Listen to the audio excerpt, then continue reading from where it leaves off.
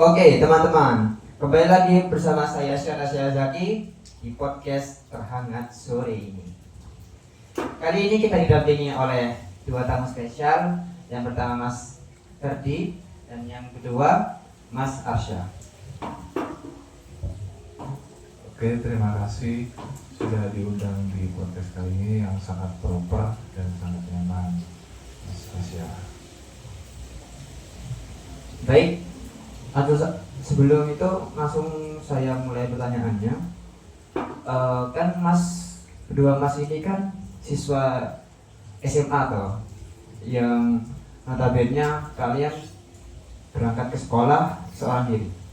Nah, namun di kedua sini berbeda. Yang pertama dari Mas Ferdi. Mas Ferdi kan menggunakan sepeda untuk ke sekolah, sepeda motor gitu tepatnya. Apa sih yang Mas rasakan ketika Mas menaiki motor? Kenapa kok Mas suka naik motor ketimbang berjalan kaki? Yang pertama karena saat menggunakan sepeda motor saya lebih mudah karena jarak rumah saya ke sekolah itu sekitar 16 km, juga lebih cepat dari kendaraan lain. Misal angkot itu saya harus oper-oper ya karena saya dari desa.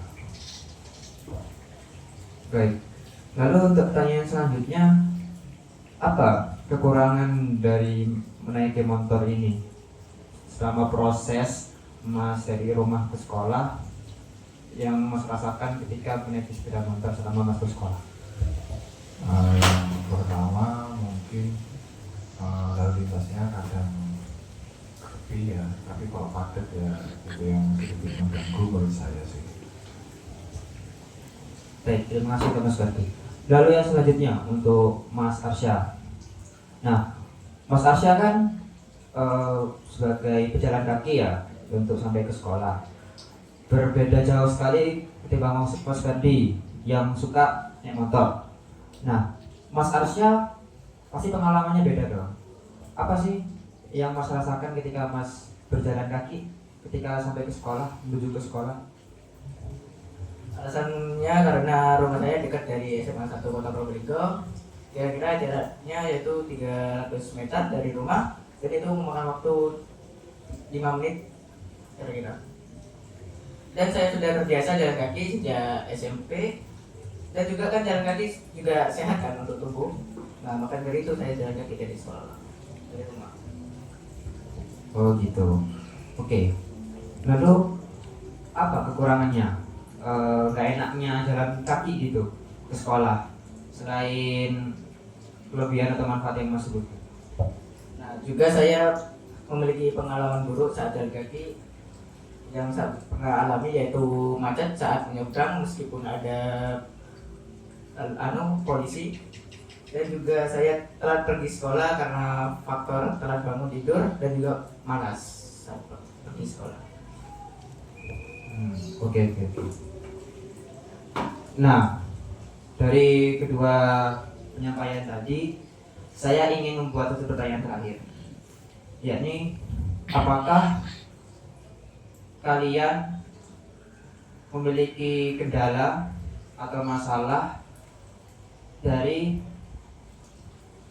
alat transportasi ataupun mobilisasi selama kalian sampai ke sekolah? Menurut saya ini harus dibagi menjadi 4 aspek. Yang pertama pengguna jalan kaki, yang kedua sepeda angkot, sepeda motor, dan transportasi umum. Untuk jalan kaki menurut saya sudah cukup baik ya, karena trotoarnya sangat bagus. Mungkin bisa diperbaiki lagi untuk trotoarnya, separasnya juga ya. Dan yang kedua pengguna sepeda angkot itu menurut saya juga cukup baik ya, cuman kadang penggunanya itu ya karena masih anak SMP atau SMA, kadang mereka itu agak tengah-tengah gitu kalau mengendarainya, jadi cukup membahayakan untuk pengguna sepeda motor. Dan yang ketiga pengguna sepeda motor ini menurut saya cukup membahayakan karena banyak siswa SMA ini yang tidak menggunakan helm, banyak yang tidak memiliki SIM, dan banyak yang menyetirnya secara ugal-ugalan. Jadi menurut saya ini perlu dievaluasi lagi.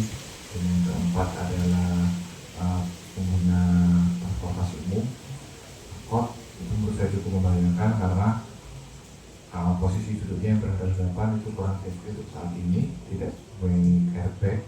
Dan yang ketiga dari transportasi umum ini itu karena tidak ada seatbeltnya, itu yang sangat membahayakan ya terjadi kecelakaan. Baik, terima kasih atas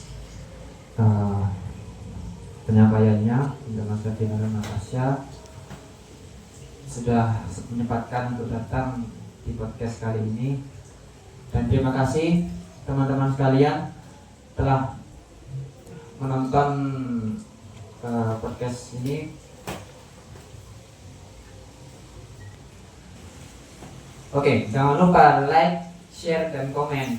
Pada teman-teman kalian yang suka, bagikan. Sampai jumpa.